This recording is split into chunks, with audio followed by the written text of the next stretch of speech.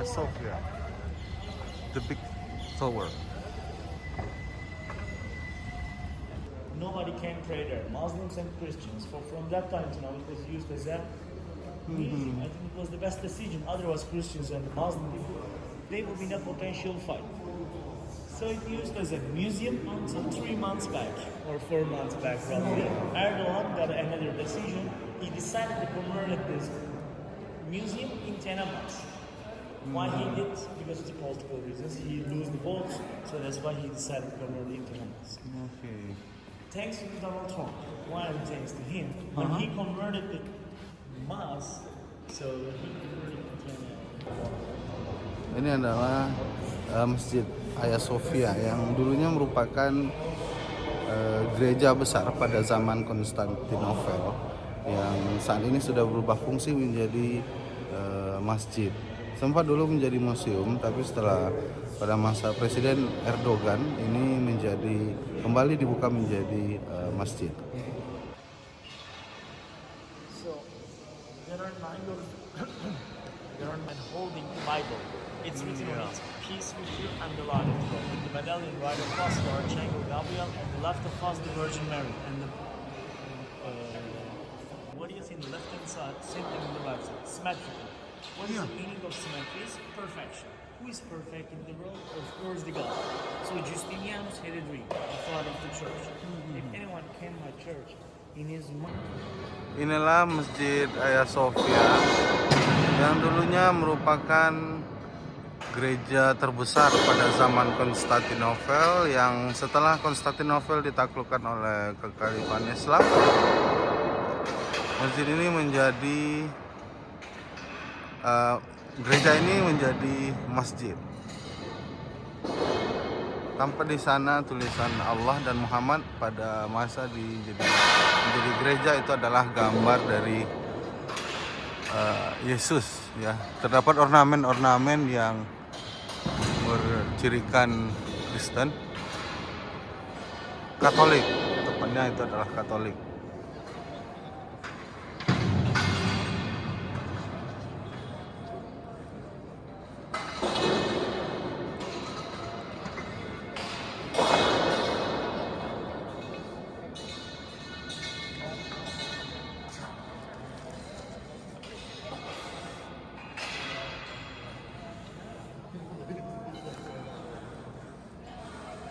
Ini adalah tempat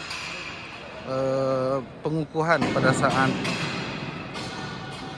raja pengukuhan di gereja ini, saat itu dikukuhkan. Disinilah lokasi tempat dikukuhkannya raja itu pada saat gereja ini difungsikan.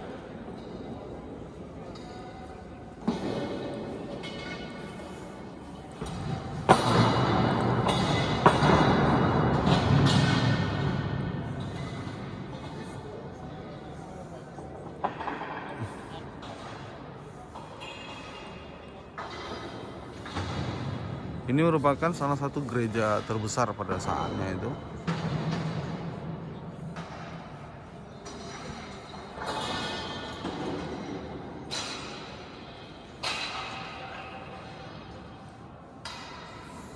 Sekarang menjadi masjid. Ornamen-ornamennya masih ada bernuansa ornamen Katolik.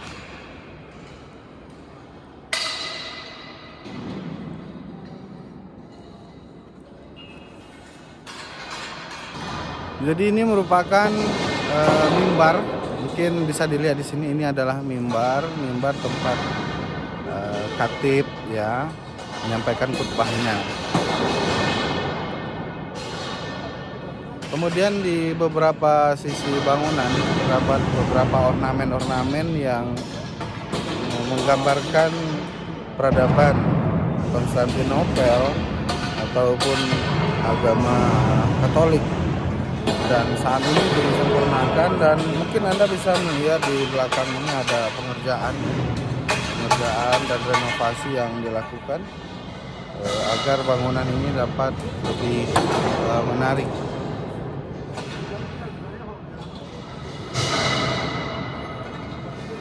Jadi mudah-mudahan kita bisa mengambil pelajaran ya dalam perjalanan ini sehingga kita bisa melihat kebesaran dari kejayaan Islam di masa yang lalu, dan kita semua bisa menjadikan untuk iktibar di masa yang akan datang.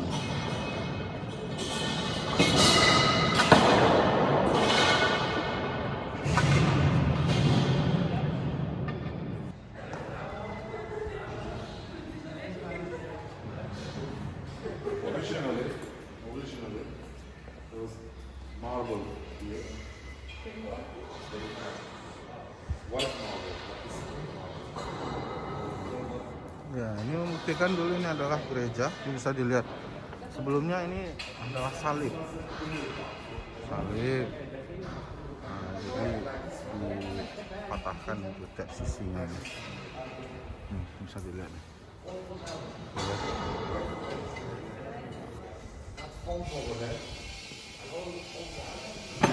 Ini halaman luar dari Hagia Sophia tadi. Hagia Sophia, third Hagia Sophia. Earlier two were destroyed by fighters. This is the crime that was earlier. Right?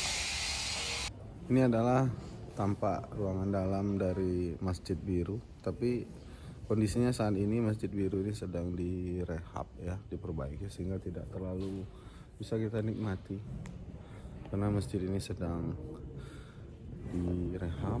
Kenapa menjadi namanya Masjid Biru ya, karena relatif seluruh bangunan ini ornamennya itu berwarna biru. Nah, di sini bisa kita lihat ornamen asli yang tampak.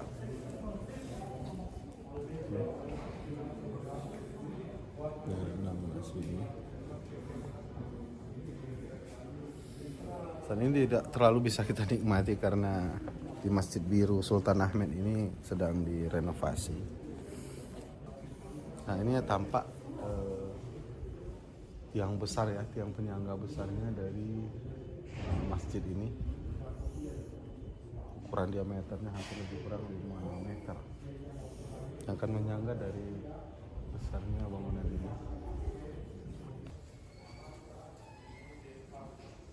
Ini adalah ornamen yang ada di Masjid Biru.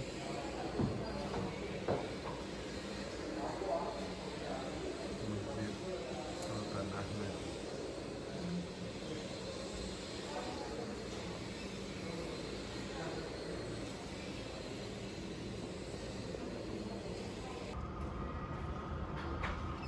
Ini adalah Masjid Biru Sultan Ahmed.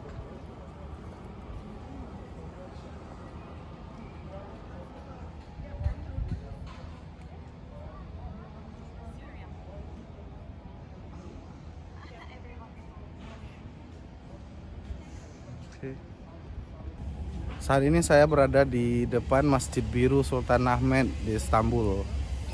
Masjid ini merupakan masjid terbesar yang ada di kota Istanbul ini, yang merupakan masjid yang didirikan oleh Sultan Ahmed. Tampak di sana masjid ini sedang dilakukan renovasi atau perehaban. Nah,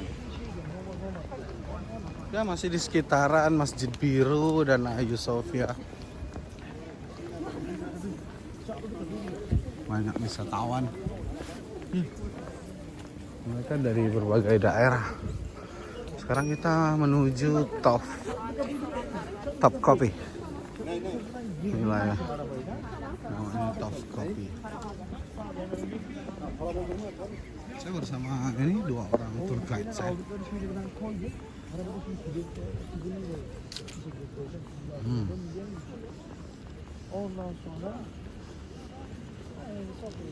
Antik, unik arsitektur yang ada di sekitaran Istanbul ini disebut dengan Old City. Ya, Old City. Jual jagung juga. Jual jagung.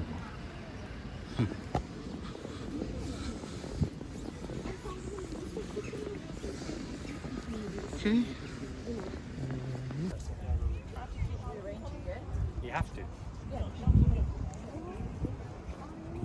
adalah patung. Start.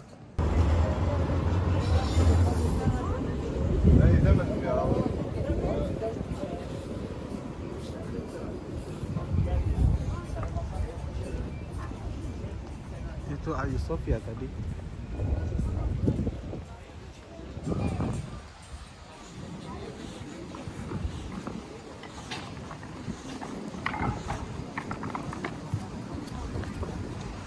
In the other side, there is the Blue Mosque.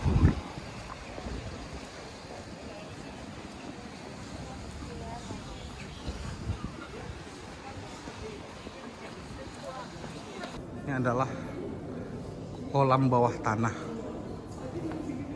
Luar biasa besarnya ini. Ini masih di Istanbul. Jadi dulunya ini ada tempat penampungan air pada zaman Konstantinopel.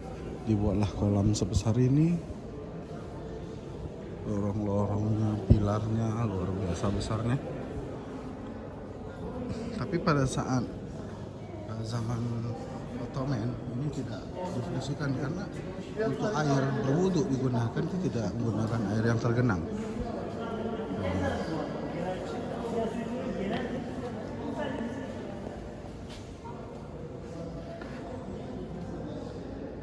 Они в медузы и все этого уже не верили, поэтому уже им не важно было поставлять правильно или с опытом или передок. Это уже не было важно. Вот она...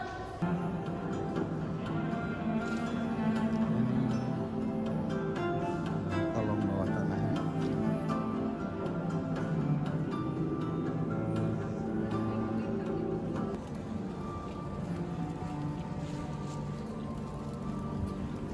Saya ditemani oleh tour guide. Tadi laki-laki dan perempuan ini tinggal dengan yang perempuan namanya Soraya.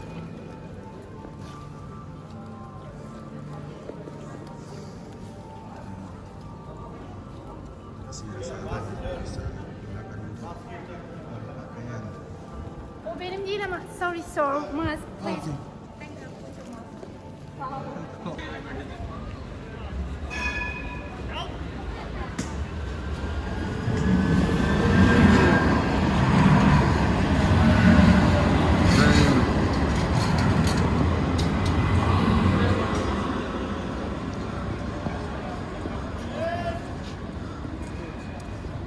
Di Istanbul ada serious koin. Oh, dia jual beli koin. What is it? Adalah bazar yang merupakan salah satu pasar terbesar yang ada di Istanbul. Di sini dapat kita membeli berbagai pernak-pernik, ya, souvenir. Yang mungkin kalau Anda berkunjung ke Istanbul ingin membawa oleh-oleh buat keluarga, bisa mengunjungi pasar ini. Nah, di sini disebut dengan bazar.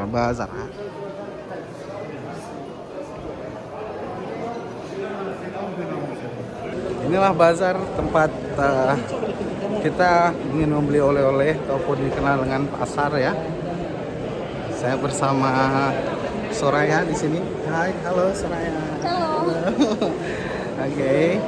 Jadi suatu saat kalau jalan-jalan ke Istanbul jangan lupa untuk mampir ke sini. Ya. Ini adalah salah satu bangunan tertua di Istanbul yang saat ini digunakan sebagai universitas, yaitu Marmara University.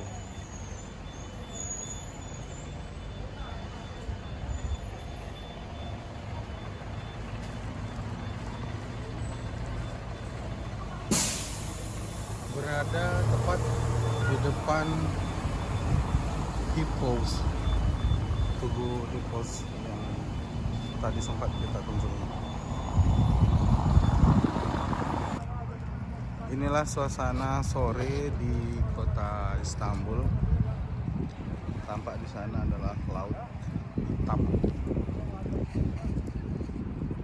Para mancing mania cukup banyak di sini di sore hari memancing.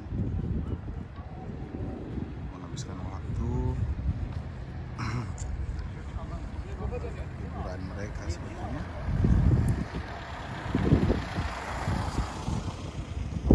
Tampak di sana ada menara-menara masjid ya. Sebenarnya jam segini sudah berkumandang masjid, berkumandang azan.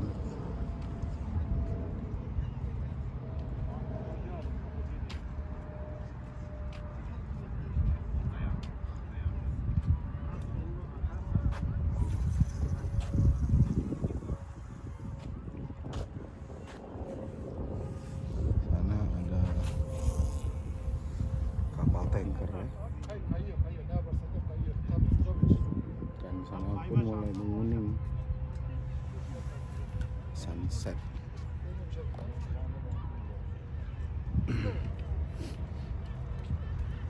Banyak sekali yang memancing di tepian ini, di Laut Hitam ini. Emang airnya hitam ya? Oturmak istesen aradan. Şu bir yerden. Ne? Oturmak istesen bir yerden diyor. Var ya. Nerede ama?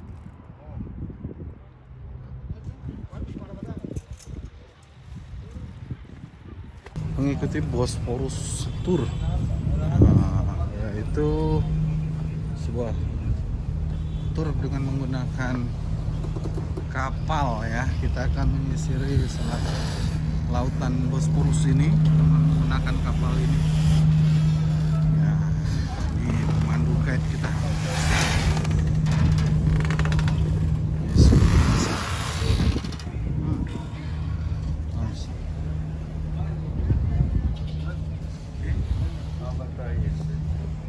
Hello, what's your name? Aleykümselam. Vazgeçti. Anasının mı yazıştan vazgeçti. Tamam. Tamam. What's your name? Caffar. Cabbar. Tamam, Caffar. tamam. Buyur Cabbar. Buyurun. Buyur. Hadi, Habib. Hadi. Hadi. Ya. Okey. Hadi. Hadi. Oke, tamam. Tamam. Tamam.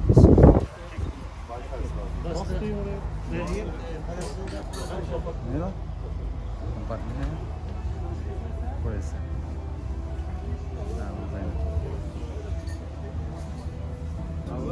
Inilah suasana di kapal Barbaros Cruise. Ya, bukan malamnya ini bersama teman di sini.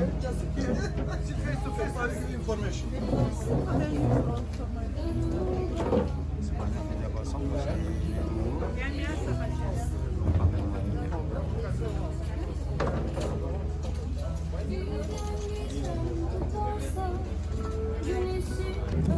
Ya, saat ini saya berada di kapal Bosporus Cruise ya, merupakan tur pada malam hari. Di sini kita akan merasakan sensasi menaiki kapal menyusuri Selat Marmara yang merupakan laut hitam yang memisahkan antara benua Asia dan benua Eropa.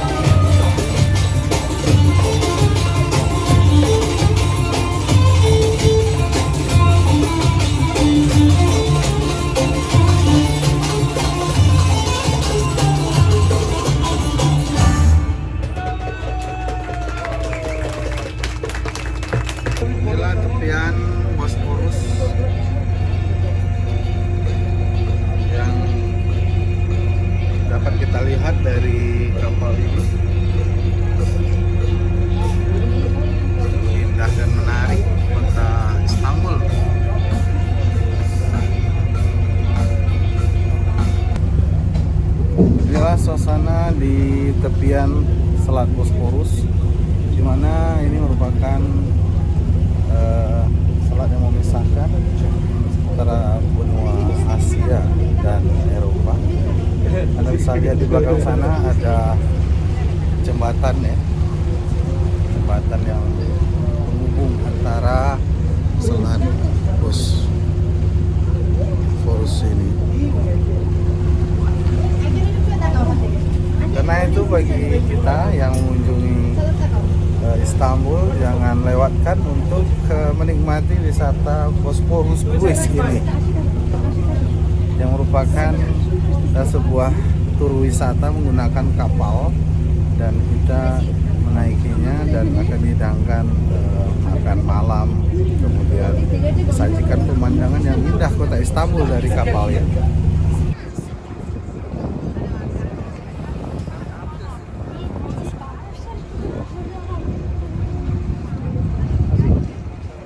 Inilah kota Istanbul yang kita lihat dari tengah laut. Saat ini saya menggunakan Bosporus Cruise yang merupakan sejenis kapal feri atau kapal penumpang yang digunakan untuk para wisatawan untuk menikmati keindahan malam menyelusuri selat Bosporus ini.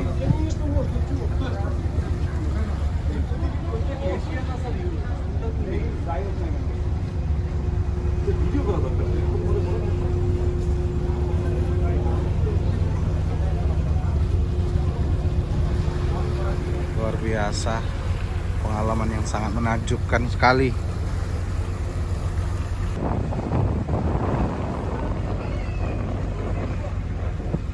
Tampak kota Istanbul berada dari kejauhan, gemerlap kota Istanbul dari kejauhan membuat diri ini merasa terhibur dan menikmati liburan mendadak kali ini.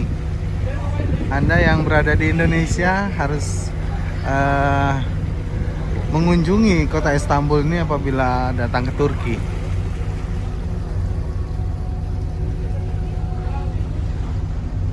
Di kejauhan kita bisa melihat beberapa ikonik, bangunan-bangunan ikonik seperti masjid di sana.